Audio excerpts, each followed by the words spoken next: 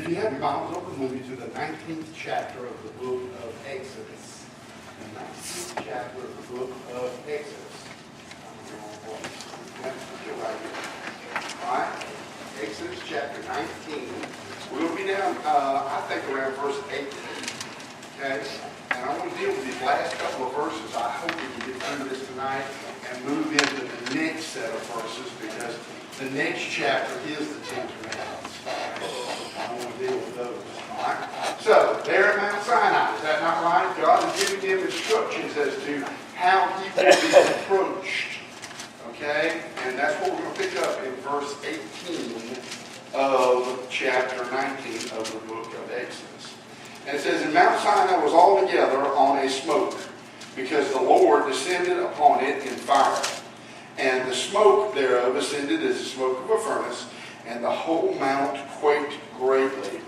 And when the voice of the trumpet sounded long and waxed louder and louder, Moses spake, and God answered him by a voice. And the Lord came down upon Mount Sinai on the top of the mount. And the Lord called Moses up to the top of the mountain, and Moses went up. And the Lord said unto Moses, Go down, charge the people, lest they break through into the Lord to gaze, and many of them perish.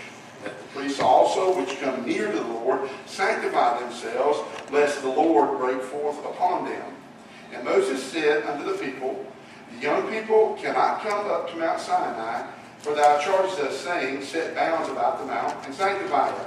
And the Lord said unto him, Away, go thee down, and thou shalt come up, thou and Aaron with thee, but let not the priests and the people break through to come up unto the Lord, lest he break forth upon them. And Moses went down unto the people and spake unto them." Now, what's going on? You know? All right? God's talking with who? Moses. And he's giving him some instructions. Is that not right? Amen. All right? What is he telling him? He told him several things. Matter of fact, actually, there's probably 5 or 6 of them that actually relate to where we're at right now. And that is this. He says, no one's going to come up here but who? But Moses and Aaron. They're the only two. Or mediator, or go-between. Now, why is it that he used a mediator, Moses and Aaron, as opposed to, say, the priests?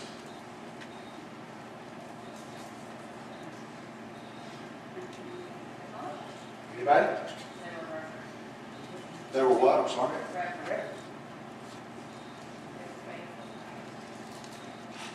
Well, he won't let them come up there. There was some rubbernecking going on. Remember what he said? Lest they come up here and gaze, right? Break through and come up and gaze. So there was some rubbernecking going on. So he said that. But what did he say about the priests? Anybody remember that in verse 20? Anybody? Was it 20? 22. 22. Uh,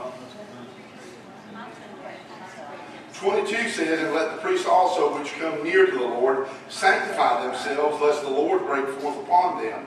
It also says here, let's see, it says,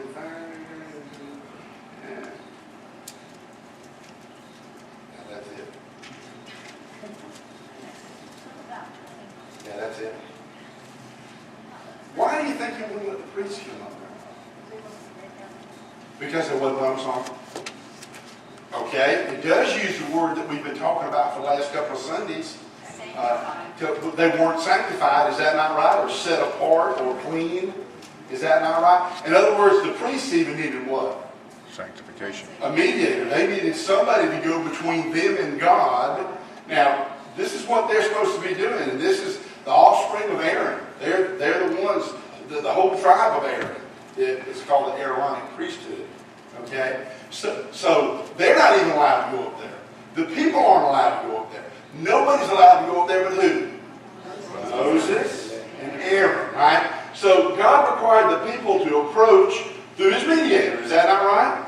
In other words, when Moses called out to God, God spoke to him how? It says in a voice. Is that not right? Now we don't know what that voice sounded like. You know what I'm saying? But he spoke to him in a voice. Okay? Why do you think he used an audible voice to speak to them, to Moses?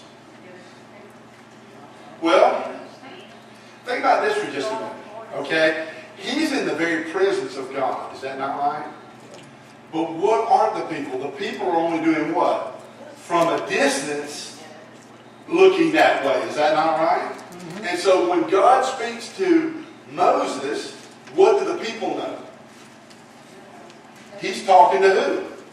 He's talking to the God of the Bible. He's talking to, you know what I'm saying, the Creator. Right?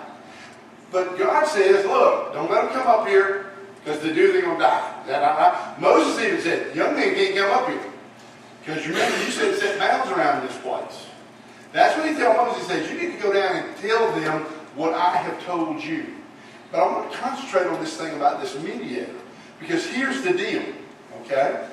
Some religions today, right, bypass Jesus so that they can have direct access to God.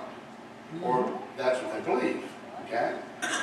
Well, Seventh-day Adventists who worship on Saturday because the Ten Commandments say keep the Sabbath holy. Okay? They don't recognize the need to go through Jesus Christ because what? They think they have access directly to God. But Jesus himself said what? No man comes to the Father, what? But by me. Right? Now, why the need for the mediator for us? We're not sanctified either. You know what I'm saying? Because guess what? Flesh and blood, remember the verse I read to you the other week? Flesh and blood cannot inherit the kingdom of God. Flesh and blood can't even approach. You know what I'm saying? Mm-hmm. Because it's just, that's right. Because it's dirty with sin. Does that make any sense? Okay. Now, I want to read you a couple of verses right quick, and we're going to finish this out. God requires us not to approach. That's right. It shouldn't be not. It's my fault. I made a mistake. Right. Well, I'm just proud that somebody was reading it, because most time I ask a question, the answer's up there, and everybody looks at it like, was he talking about? Was he in the Bible? Where's he at? All right. And you're going to have to click on that slide, I guess, because my clicker won't click. It's frozen. Can you advance it 1 minute? No clickerizing. Well, this is a presentation mouse. It's pretty neat. And it mostly works. Something about you have to click over on that thing back there or something. There you go. There you go. All right? And then, so if Jesus is our mediator, this is what Jesus said. John 14:6, she said to him, this was in that doctor's office I told you about. Jesus said unto him, I am the way, the truth, and the life, and no man cometh unto the Father but by me. Now I want you to notice something here. If you'll notice before each one of those delineators, there is a participle. And it denotes like the word the and a. He doesn't say, I am a truth, which most religions say there's many ways to get to heaven. Okay? He says, I am definitively what? The truth, the way, the light. In other words, guess what? Outside of him, there's not what? No, nothing. Now, if you tell people this today, in the world in which we worship tolerance, what you will find is that people will say, well, you're just intolerant of other people's belief. That's bigoted. That's narrow-minded. Right? But the thing is, Jesus said what? There ain't no other way. Amen. So it isn't, and of course you know how that goes. Whenever you don't like the message, you always attack the messenger. Because the messenger's easy. You know what I'm saying? Mm-hmm. But the message is, Jesus said what? If you try to come in any other way, you're a thief and a robber. Is that not right? And guess what ain't going to be in heaven? Thieves and robbers. Right? So you can only come in one way. He said, there's only one way to approach the Father, and that must be through me. That's not ours. Acts 4:12 says, neither is there salvation in any other, For there is none other name under heaven given among men whereby we must be saved. Okay? That is significant, especially in the culture in which we live in. Because when you do anything religious in a school, anything religious in your job, God will always be tolerated. That's what I'm telling you now. You can pray to your God, and that's okay. Because guess what? God can be a big G or a little G. Is that not right? Okay? So here's what you need to understand, right? When you run into problems in school or at your work or in society in general is when you evoke the name of Jesus. That's when you get pushback. And the reason that you get pushback at the name of Jesus is because the devil knows what? Acts 4:12. Guess what? There ain't no salvation in anything else. Well, I know Yahweh. Okay? Got to go back up to John 14, which means what? You may know Yahweh. But if you don't know the Son, guess what? Ain't never going to get to meet him, are you? Except in judgment. But today, people will say, well, you can pray to your God. Which means what? That could be anything, man. Rock, stick, tree. You know what I'm saying? Grandma. I mean, it could be anything. But when you evoke the name of Jesus, you're going to get pushback. Okay? And you can just look for it. In Timothy, Paul tells Timothy in 1 Timothy 2:5, he says, for there is one God and one mediator between God and man, the man Christ Jesus. Why do you think God chose to use a mediator?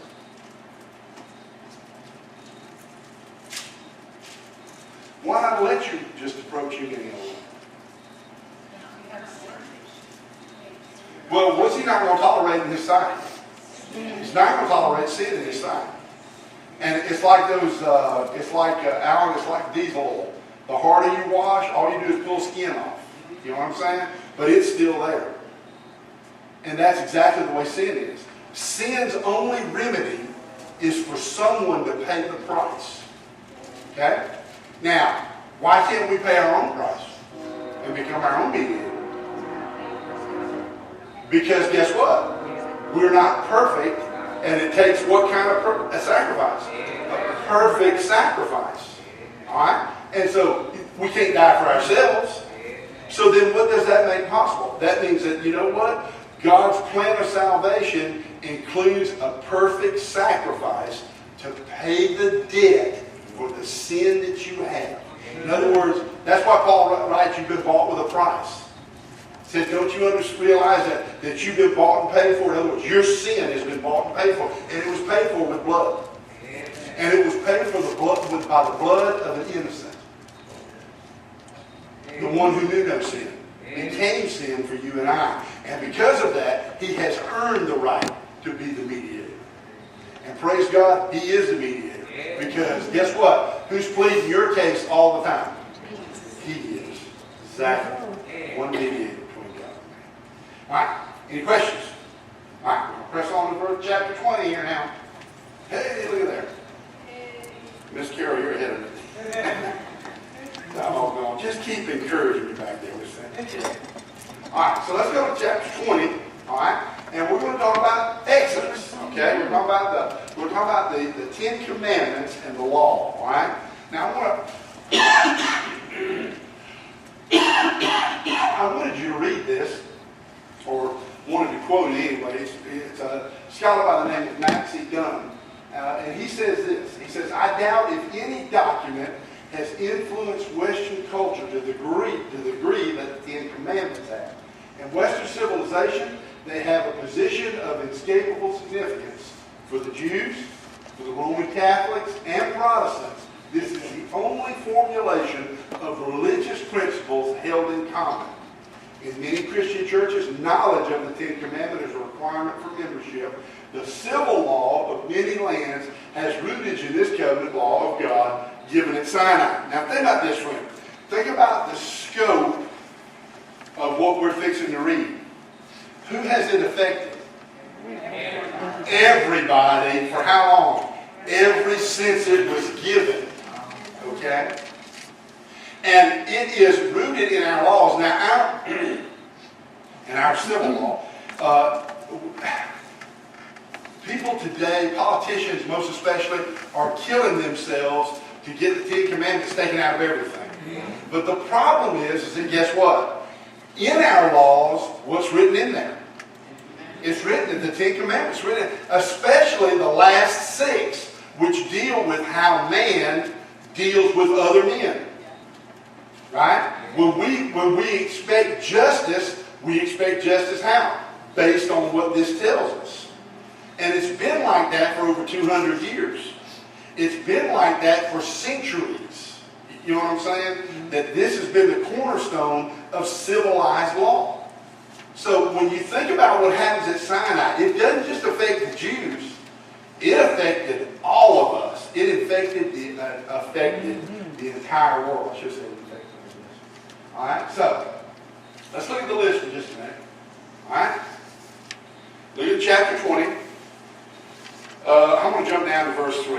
Okay? It says, Thou shalt have no other gods before me. Thou shalt not make unto thee any graven images or likeness of anything that is in heaven or is on water. Thou shalt not bow down thyself to them nor serve them, for I, the Lord God, am a jealous God, visiting the iniquity of the fathers upon the children, the third and fourth generation of them that hate me, and showing mercy unto thousands of them that love me and keep my commandments. Thou shalt not take the Lord thy God's name in vain. The Lord will not hold him guiltless that taketh his name in vain. Remember the Sabbath day to keep it holy. 6 days thou work. I'm going to jump down here. Verse 12, honor thy father and thy mother. Verse 13, thou shalt not kill. Verse 14, thou shalt not commit adultery. 15, thou shalt not steal. Thou shalt not bear false witness against thy neighbor. Thou shalt not covet thy neighbor's house, the neighbor's wife, maidservant, manservant, his ox, his donkey, or anything of thy neighbor's. All right? How many commandments are there?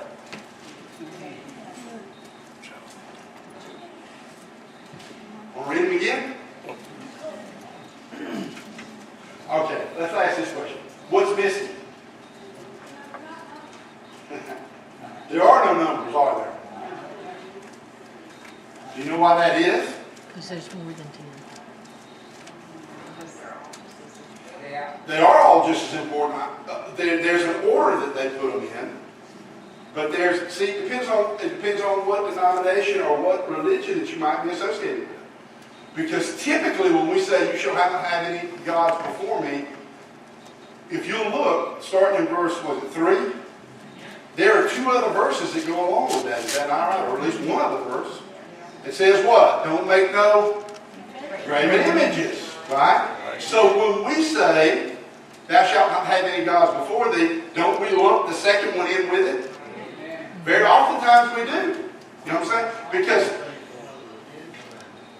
they do. But what I guess what I'm trying to show you is this, that it's important for you to realize that you may see a summary of these things.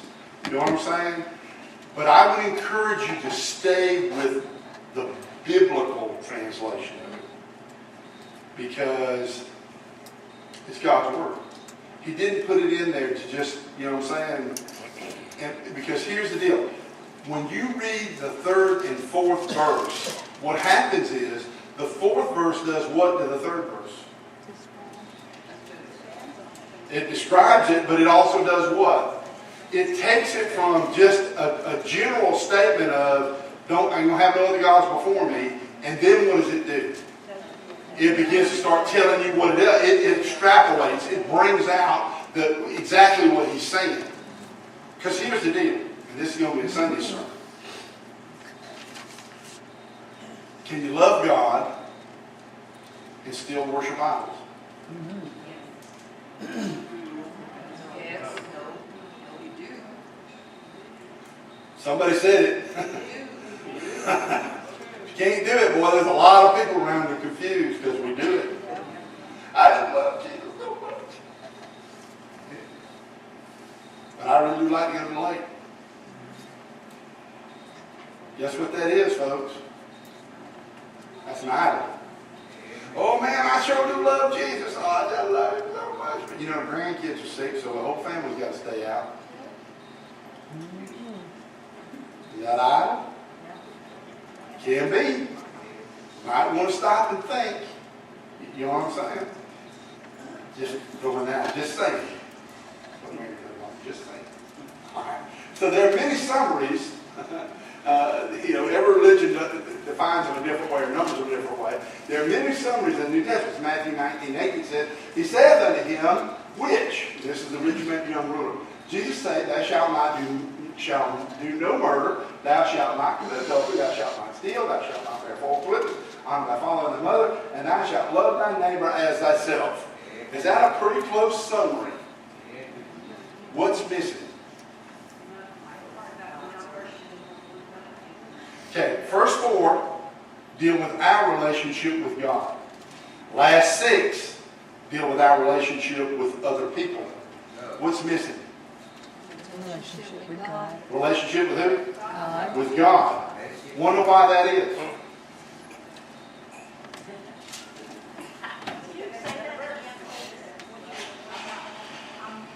The first 4 commandments deal with man's relationship with God.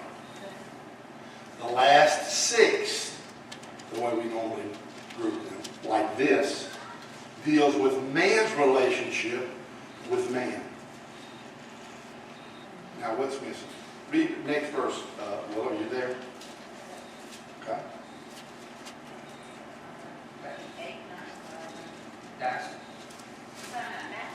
That's in Matthew, that's right. 19:18 is where that's at. Yeah. All right, read 17.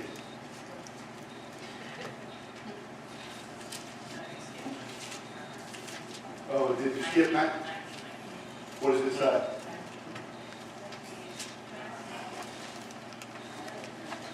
It's in the New Testament. 19:19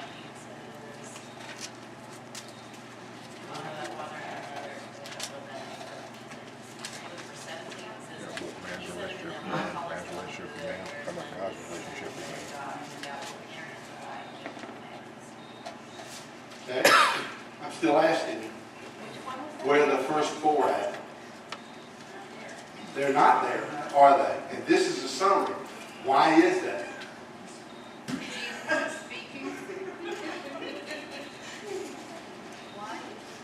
Why are the first 4, the relationship, this young man's relationship with God, why are they not there in the summary? Jesus came and died, is that why? Because he had the sacrifice? Say again, Madonna.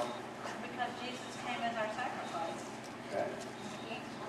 Does he know that? The rich young ruler don't know that, does he? Okay. Why is it not there? Because here's the deal. Think about this for just a minute. All right? Because Jesus is schooling this kid, is what he's doing. All right? And this is the guy, this is the young kid born with a silver spoon in his mouth that knows everything.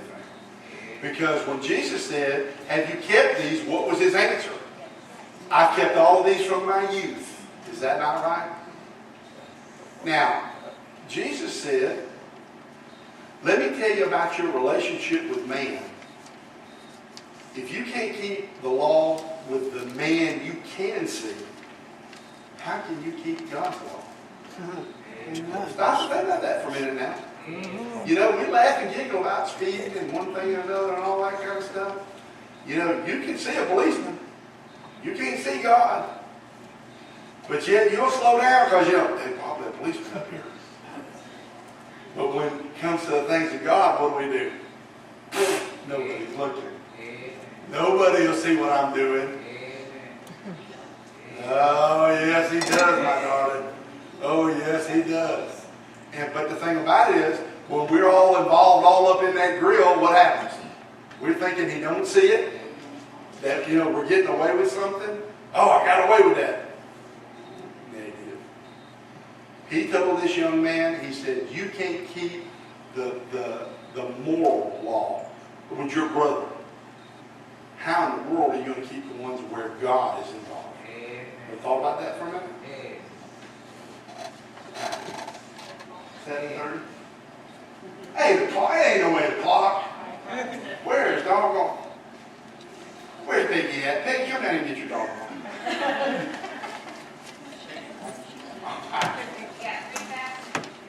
Okay, this is pretty easy, all right? So, here's some things about how they're written and why I think you should use it out of the Bible every chance you get. The Ten Commandments, if you look at them, are moral absolutes. Moral absolutes. That means that, guess what? There ain't no loopholes. There ain't no redos. There ain't no oops. There ain't no what is expected about the Ten Commandments. That they be obeyed, period. That's the only expectation there is that you obey the Ten Commandments. Is that not right? Now think about this for a minute. Because here in the day, when we have a law written, what do? Change it. That or we look for what? You look for the loophole. You look for the way to get out. You look for that's why we hire lawyers. Because they're looking for the loophole. You're guilty of sin, but they're looking for a way to keep the hammer from dropping on you. Okay? God don't function that way. God don't say, that's why I asked you the question about could you love God and still have idols? Because here's the deal. God don't take second place to nobody. And you can play with that idol if you want to, but He'll move it. And if you're really His, He'll take you to the woodshed. And I don't know if you've ever been there. That ain't no good place to be. Alright? So they're moral absolutes. Alright? And they're written in the second person you. Does anybody know what that means? I'm sorry? I'm sorry? Say it again. It applies to you as an individual, you as a community, or society of people. All right, have you ever heard the royal we? Sovereigns in countries where they have monarchs, they refer to themselves as we. The reason they refer to themselves as we is because that's God in them. That makes it plural, we. It's called the royal we. So when we get ready to do something, like climb up in the attic, Sam and I get together and say, we're going up in the attic, which translates into what? Sonny is going up in the attic. Now you notice we included him in the we. But this singular you does what now? It's just like in John chapter 14 where He says, I am the way. What does it do now? It drills down where? It isn't your wife's responsibility to make sure that you obey these. It isn't your children's responsibility to make sure that you obey these. Whose responsibility is it? You as an individual. If you're His child, then guess what? You are responsible for obeying. But that singular you can also mean a group of people, a society, a community. You know what I'm saying? A church. How about that? And what I'm trying to tell you is that this thing applies to everyone. And it applies to everyone equally. Listen to what I'm telling you. It don't matter whether you was born on the right side of the tracks or the wrong side of the tracks. It don't matter whether you was born under the tracks or in the train that's running on top of the tracks. It don't matter whether you've got money or ain't got money. It don't matter. Because guess what? The same applies to who? Everyone. Everyone equal. Alright? Now, they fall into a natural division. This is what I was telling you earlier, okay? The first four, right here, they deal with man's relationship with God. Okay? First four, delete. Yeah, I might. Okay?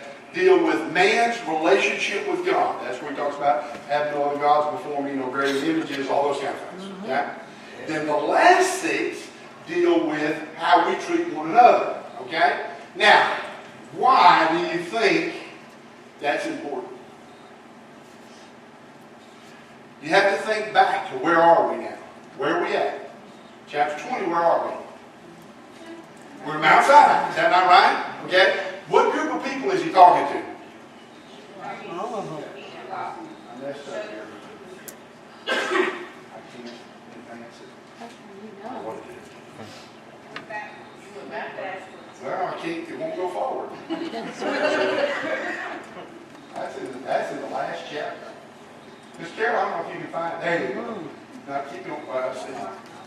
There we go. There we go. All right. Why would that be important? Okay. He's at Sinai. All right. The children of Israel at Sinai. Where did they just come from?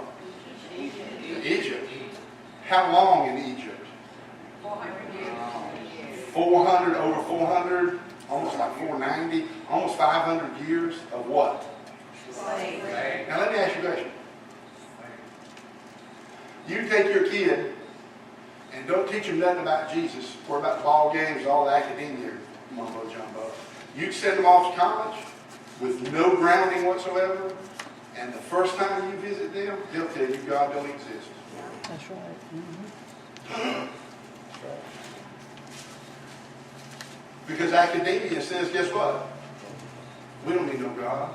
We're all like the Big Mac and order French fries. Okay? But now think about this for a minute now.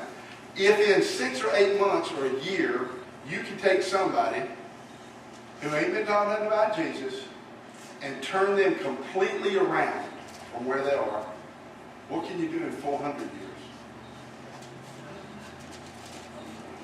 Because we know that they were worshiping idols from the Egyptians, right?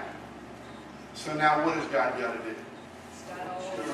He's got to show them how to what? How to live with me, approach me. But not just that, but what else? How to approach one another. Because you got 5 billion people standing here, and guess what?